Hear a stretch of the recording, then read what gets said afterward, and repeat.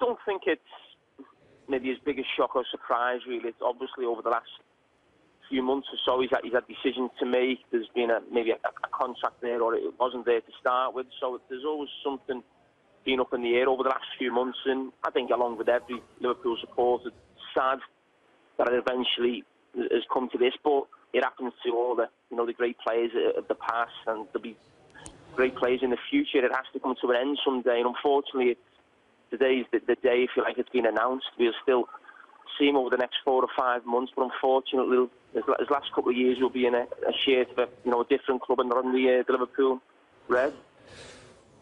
Would you have liked him to stay on and perhaps move into the backroom staff and develop that way, or can you understand the decision to have a clean break? I can understand from his his personal point of view to have a clean break.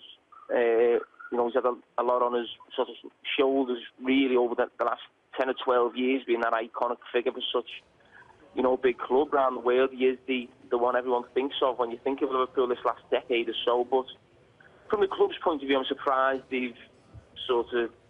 Listen, it's Stevie's decision, but I just think maybe could the club have done a little bit more, maybe spoke about maybe a coaching role in the future to try and maybe entice him to stay.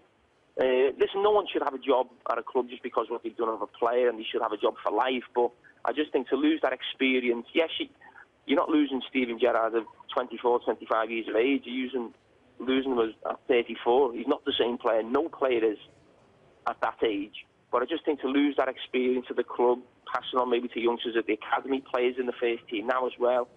I just look at that and I think from a club's point of view and a supporter's point of view, I'd like to have seen him stay in some capacity. We just heard Gerard Houllier say he'd love to see him as Liverpool manager one day. Would you echo those thoughts? Well, he's got the name and the profile, you would think, but it's like any great player, not just Steven Gerrard. There's talk of Thierry Henry at Arsenal. Just because what you've done as a player doesn't mean you should automatically become the manager of that club. You've obviously got to, show that you've got that ability. There's plenty of great players who found it difficult as managers. If Steven Gerrard wanted to be a manager and was up to the job, of course you'd love to see him in that dugout because of what he represents for the football club. But Liverpool Football Club shouldn't be about, or any club, about giving jobs to people because of what they've done as players. But if Steven Gerrard wanted to go down that road, of course, if he was good at it, he was successful at it, the club thought he could do the job, I think every Liverpool supporter would love to see that one day. But as I said, it's about what's best for the club, really, not just about giving someone, a manager's job because of what they've done as a player. But I'm sure it could be, reach Steven goes down, because when you finish playing, there aren't too many options to have us do maybe stuff talking about football or the coaching side of it. So that's the decision he has to make. He's 34, as you mentioned. If he does end up at the MLS, they're still getting a wonderful talent over there. What can he offer them? Well, it's what he can offer me. I might get an holiday out of that.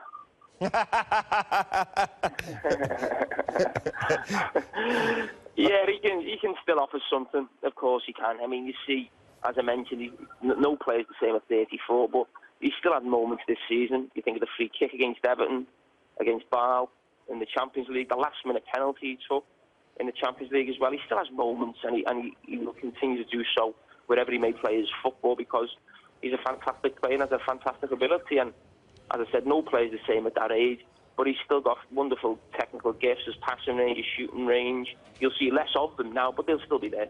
Right, so many highlights of your time together as teammates. What stands out the most, though?